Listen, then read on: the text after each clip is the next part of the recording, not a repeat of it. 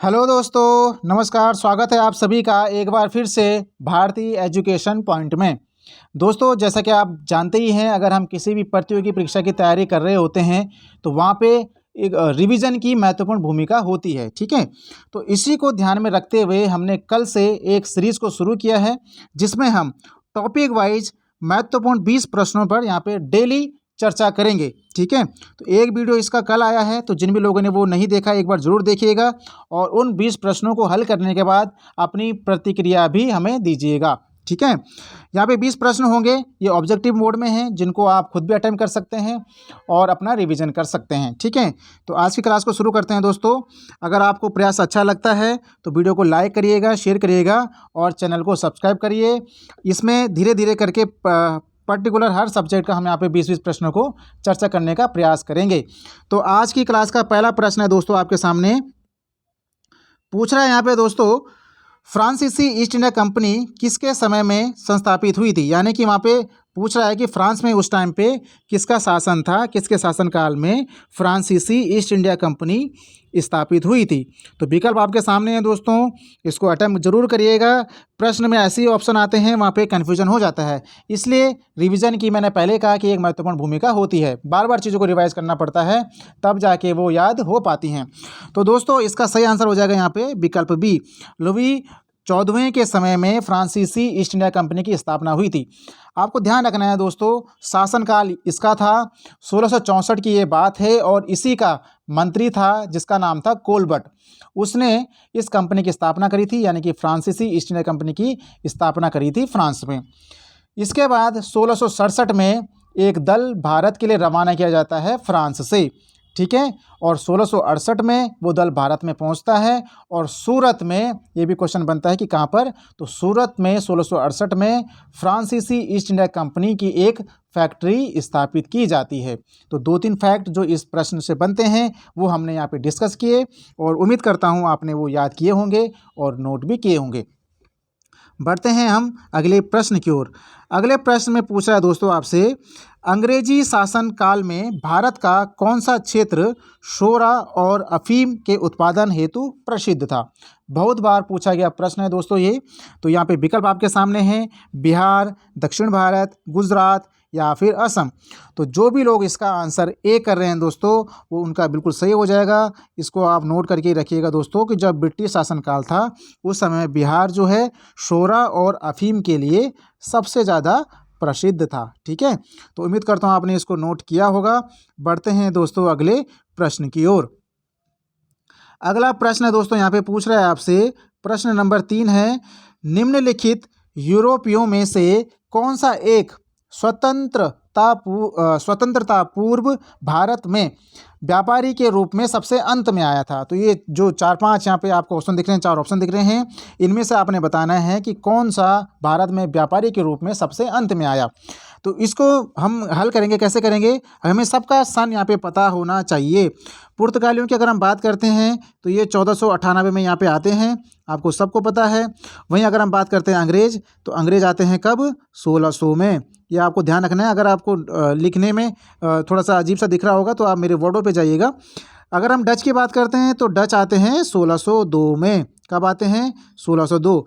फ्रांसीसियों की बात करते हैं तो फ्रांसीसी आते हैं कब, 1664 में।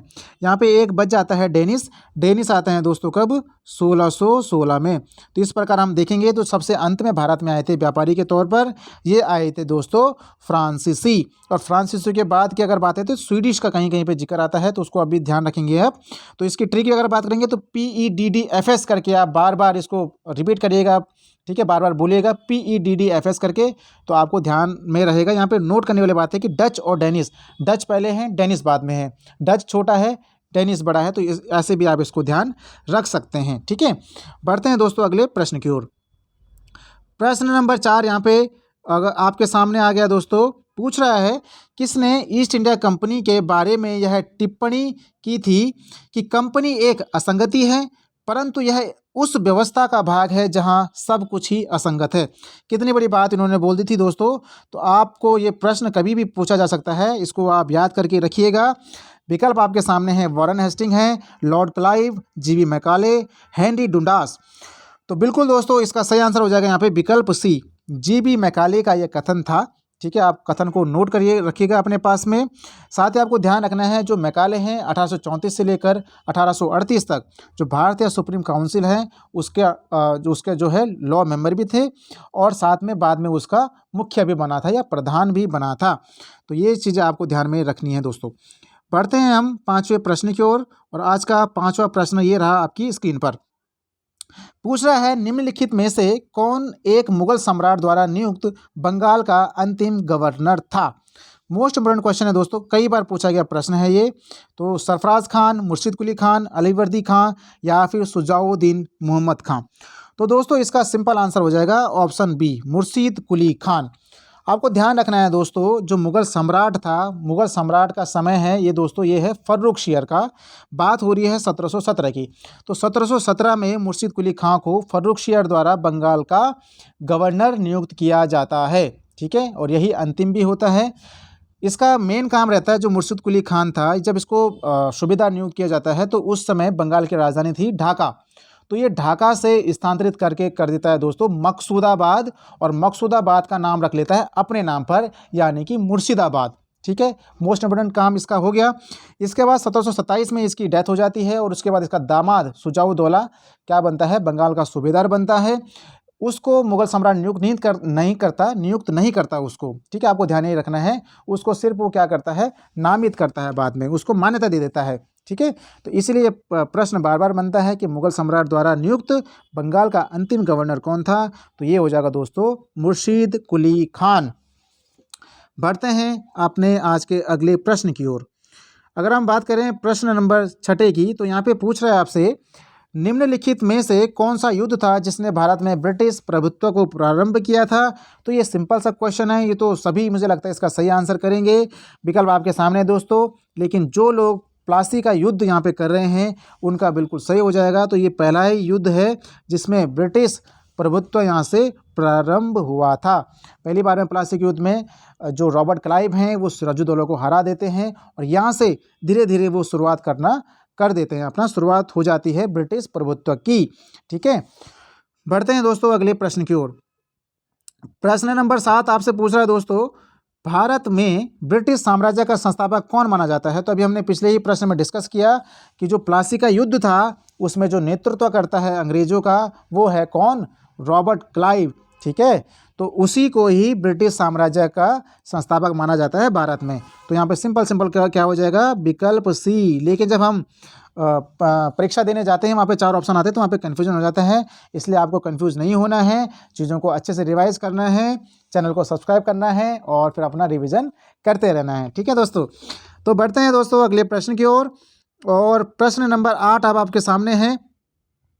पूछ रहा है निम्न में से किसने अपनी राजधानी मुर्शिदाबाद से मुंगेर स्थानांतरित की थी। अभी मैंने आपको बताया था कि मुर्शिदाबाद में कौन लाया था, मुर्शिद कुली खां। उसने अपने नाम पे ही इसका नाम रख दिया था। कहाँ से लाया था, तो वो लाया था ढाका से। अब बात हो रही है कि मुर्शिदाबाद से मुंगेर किसने स्थानांतरित कर दी थी भाई। तो विकल्प आपके सामने हैं, मीर जाफ़र, अलीवर्दी खां, सिराजुद्दौला या फिर मीर कासिम। तो अगर हम बात करते हैं दोस्तों, तो मुर्शिदाबाद से मुंगेर की जो कहानी है ये करी थी किसने, मीर कासिम ने। ठीक है, उम्मीद करता हूँ आप इसको रिवाइज कर पा रहे होंगे, याद कर पा रहे होंगे। तो ध्यान रखना है, ढाका से मुर्शिदाबाद मुर्शिद कुली खां। आपको मुर्शिदाबाद तो ध्यान रखना है कि किसने करा, मुर्शिदाबाद मुर्शिद कुली खां, उसी के नाम पे ही है। मुर्शिदाबाद से मुंगेर मीर कासिम। ठीक है, बढ़ते हैं दोस्तों अगले प्रश्न की ओर। प्रश्न नंबर 9 अब आपसे सवाल कर रहा है दोस्तों, निम्न में से किसे स्वर्ग से उत्पन्न सेनानायक कहा जाता था। अब ये प्रश्न बहुत बार सबने अगर देखा होगा तो बहुत अच्छी बात है, लेकिन इसके बाद एक क्वेश्चन और बनता है कि किसने कहा था। एक प्रश्न इसमें ये भी बन जाता है, तो हम यहाँ पे दोनों को डिस्कस करेंगे। सबसे पहले है कि स्वर्ग से उत्पन्न सेनानायक कहा जाता है, तो दोस्तों ये कहा जाता है रॉबर्ट क्लाइव को ही कहा जाता है। इसका इतना अच्छा नेतृत्व इसने किया है ब्रिटिश शासन के दौरान में कि इसको स्वर्ग से उत्पन्न सेनानायक कहा गया है। लेकिन ये कथन इसके लिए कहा था किसने, तो उसका नाम है विलियम पिट। आपको ध्यान रखना है, क्या नाम है, विलियम पिट। आप ध्यान रखना, विलियम पिट। ठीक है, बार बार इसलिए बोल रहा हूँ ताकि आप इसको रिवाइज कर पाएँ। ठीक है, यहाँ पे इसका नाम आप देख लीजिए, रॉबर्ट क्लाइव को कहा जाता है, और किसने कहा था, विलियम पिट ने कहा था। बढ़ते हैं दोस्तों अगले प्रश्न की ओर। पूछ रहा है दोस्तों प्रश्न नंबर 10 आपके सामने है। अंग्रेजी ईस्ट इंडिया कंपनी के द्वारा लड़े गए निम्नलिखित युद्धों में से कौन सा सर्वाधिक निर्णायक था? तो ये भी मुझे लगता है सभी को आएगा प्रश्न, जिनको नहीं पता है तो वो इसको नोट करिएगा दोस्तों। बक्सर का युद्ध, प्लासी का युद्ध, वांडीवास का युद्ध, प्रथम आंग्ल मैसूर का युद्ध। ठीक है, तो यहाँ पे दोनों ही जो ए और बी है कंफ्यूज करते हैं। हमने पढ़ा कि जो ब्रिटिश साम्राज्य की जो प्रभुत्व की स्टार्टिंग होती है वो होती है प्लासी से, क्योंकि पहला युद्ध प्लासी का हो जाता है जो मोस्ट इंपॉर्टेंट है। उसके बाद जो सबसे सर्वाधिक निर्णायक युद्ध होता है दोस्तों वो है बक्सर का युद्ध। इसके बाद आपको पता ही है कि जो दीवानी के अधिकार हैं बंगाल, बिहार और उड़ीसा के, वो ब्रिटिश शासन के पास चले जाते हैं। ठीक है, ब्रिटिश कंपनी के पास चले जाते हैं। इसलिए सर्वाधिक जो निर्णायक युद्ध कहा जाता है वो है बक्सर का युद्ध, जो कि होता है कब? 1764 में। ठीक है, बढ़ते हैं दोस्तों आज के अगले प्रश्न की ओर। अगला प्रश्न है दोस्तों आपके सामने 11वां, और ये भी मुझे लगता है सभी इसका आंसर कर पाएंगे। ठीक है, बक्सर के युद्ध के समय दिल्ली का शासक कौन था भाई? बहादुर शाह जफर, शाह आलम द्वितीय, शाह आलम प्रथम या फिर औरंगजेब? तो जो भी लोग इसका विकल्प ए कर रहे हैं उनको विकल्प बी के साथ जाना पड़ेगा, और इसका सही आंसर हो जाएगा दोस्तों शाह आलम द्वितीय थे। कब? बक्सर के युद्ध के समय, यानी कि 1764 के समय। ठीक है, आगे हम अभी और चर्चा करने वाले हैं शाह आलम द्वितीय पे। ठीक है, बढ़ते हैं अगले प्रश्न की ओर। प्रश्न नंबर 12 में पूछ रहा है दोस्तों कि शाह आलम द्वितीय ने ईस्ट इंडिया कंपनी को बंगाल, बिहार तथा उड़ीसा की दीवानी प्रदान कब की थी? ये क्वेश्चन सीधा सीधा एज इट इज ऐसे ही आ जाता है।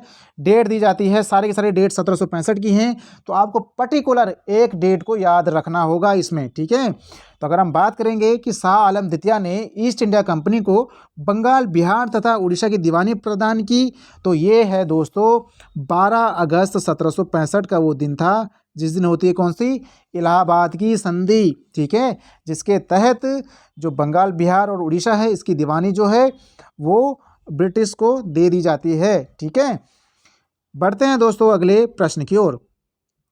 प्रश्न नंबर 13 अब आपके सामने है, और आपसे प्रश्न कर रहा है दोस्तों, उस फ्रांसीसी सेनापति का नाम बताइए जो 1760 के वांडीवास युद्ध में पराजित हुआ था। आपको सबसे पहले क्वेश्चन को ढंग से पढ़ना है।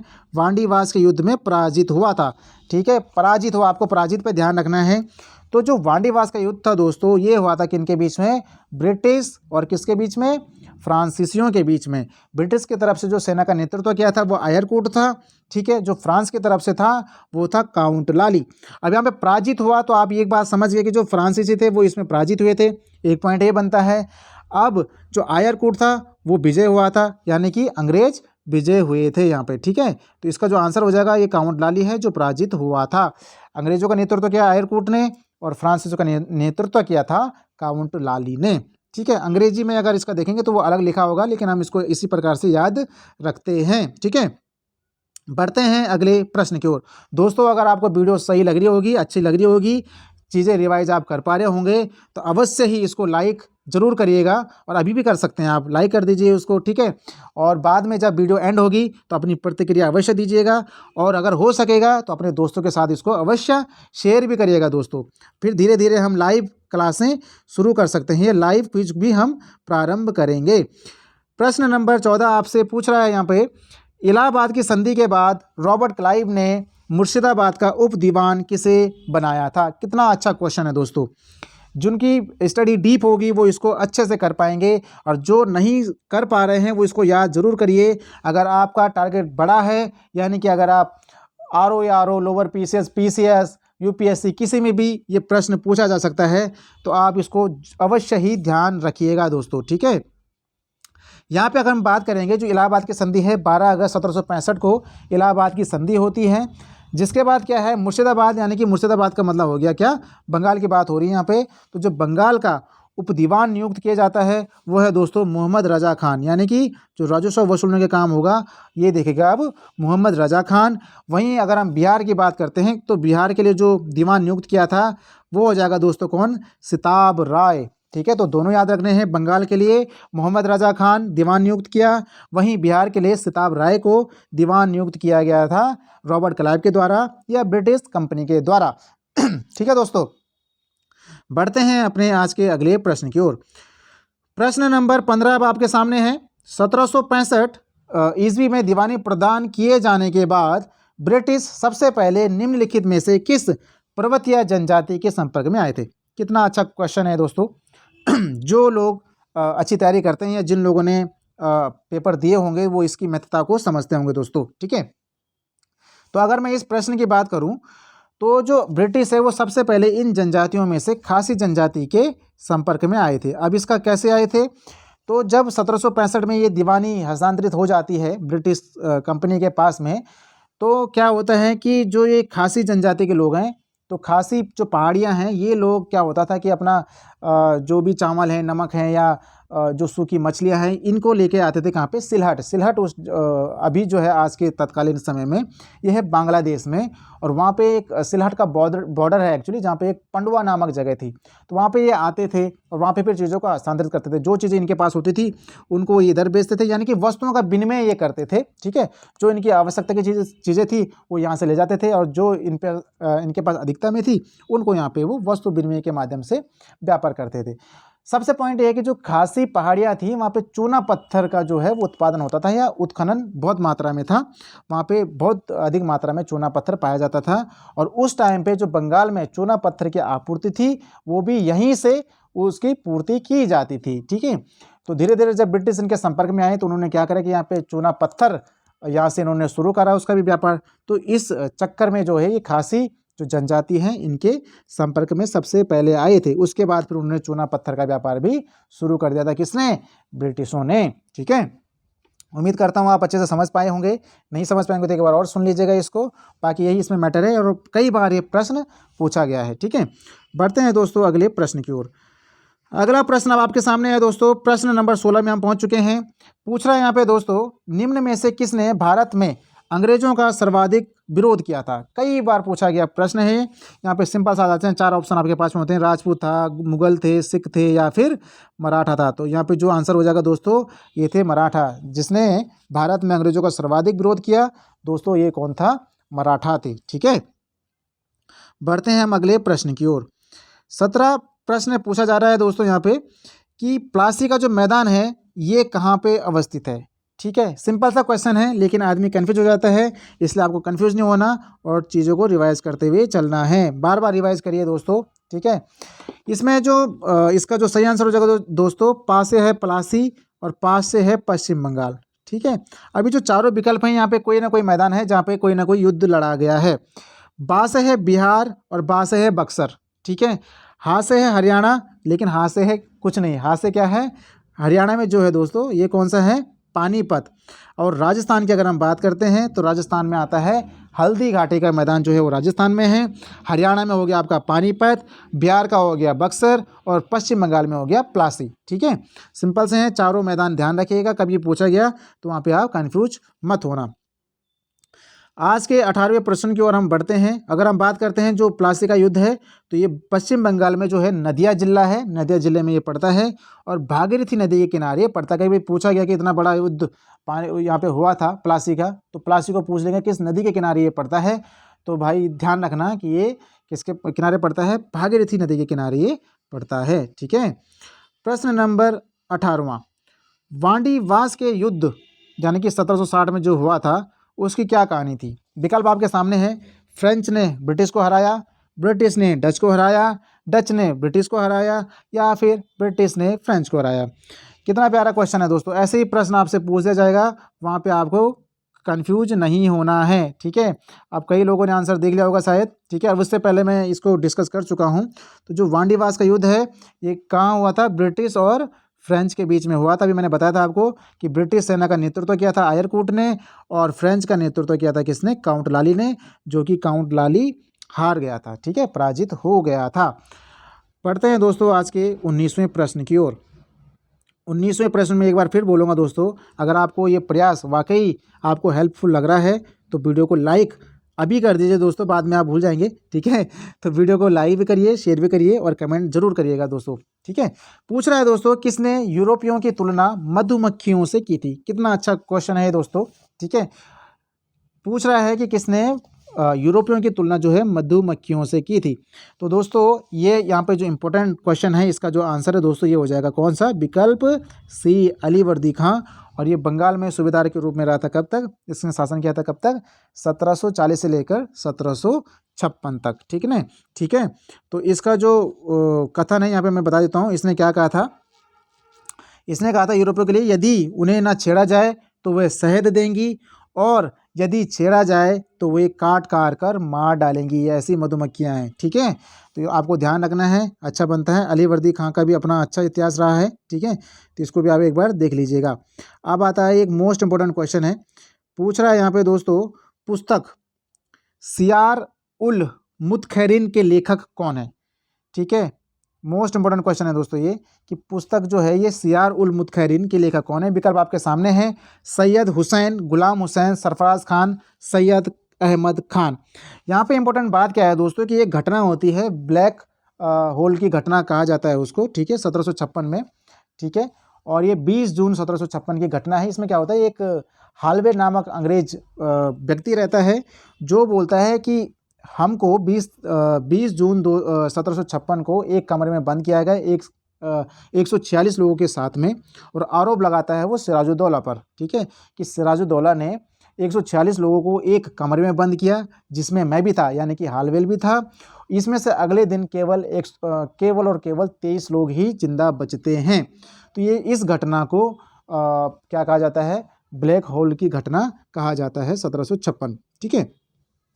अब बात आती है कि जो ये सियार उल मुतखैरिन पुस्तक है, ये लिखी गई है गुलाम हुसैन के द्वारा, और ये उस समय के, यानी कि जो ब्लैक होल की घटना हो रही है उस समय की जो है, ये काल कोठरी की घटना भी उसको कहा जाता है, काल कोठरी की घटना, ठीक है।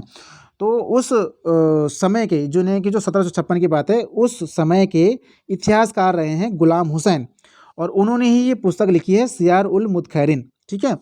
अब बात ये आती है कि जो ये घटना हुई है काल कोठरी की घटना, इसका जिक्र इस पुस्तक में नहीं मिलता है। तो इसी के आधार पर कहा जाता है कि जो हालबेल था, इसने ये मनगढ़ंत कहानी बनाई थी और आरोप लगा दिया था सिराजुद्दौला पर, ठीक है। और यहीं से बेस बनता है फिर प्लासी के युद्ध का, ठीक है। तो आपको ध्यान रखना है, जो ये सियार उल मुतखैरिन नामक पुस्तक है, ये जो है किसकी है, गुलाम हुसैन की है। मोस्ट इंपॉर्टेंट पुस्तक ये हो जाती है तत्कालीन इतिहास के परिप्रेक्ष्य में अगर हम देखें तो दोस्तों आज हमने ये 20 प्रश्नों पर चर्चा की। उम्मीद करता हूँ आप वाकई अपनी चीज़ों को रिवाइज कर पा रहे होंगे, ठीक है।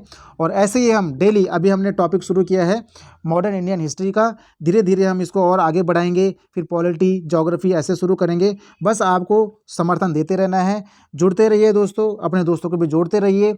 धीरे धीरे जैसे जैसे यहाँ पे सिस्टम थोड़ा बढ़ता जाएगा, तो फिर हम क्विज को लाइव करना शुरू कर देंगे, ठीक है। अपनी प्रतिक्रिया अवश्य दीजिएगा दोस्तों। मिलते हैं नेक्स्ट वीडियो में, तब तक के लिए धन्यवाद। ध्यान रखिए, मोटिवेट रहिए और पढ़ते रहिए दोस्तों। बहुत बहुत धन्यवाद।